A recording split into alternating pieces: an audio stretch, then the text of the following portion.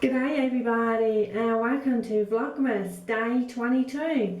Teenage Earthling and I are going to put up the Christmas decorations. So that includes the tree and general decorations that I kind of spread out everywhere. Cannot spread out too much this year because, as you guys know, a lot of renos have been going on, so there's a lot of boxes and things, everything's. You kind of look at the Christmas stuff and then you put your eye to one side and you see all these boxes sticked up everywhere. But it is just the way it is until all the renovations and everything is completed. Yeah, so it's almost like living in a storage facility. I don't know. But anyway, it's a Christmas storage facility. And yeah, Teenage Earthling and I haven't had Christmas decorations or a tree for 3 years now. So this year was definitely going to be pertinent, I think, because of various things. And it was like, no, what the heck, definitely going to have the Chrissy decks up. So come join us. Let's decorate, guys. See you in a bit.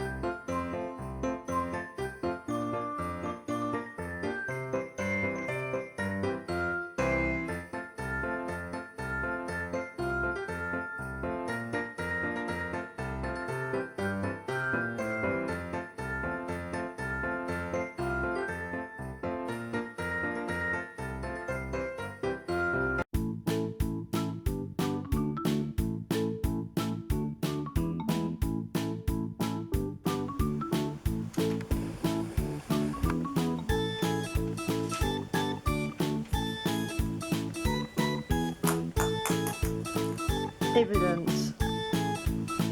The Bob thief.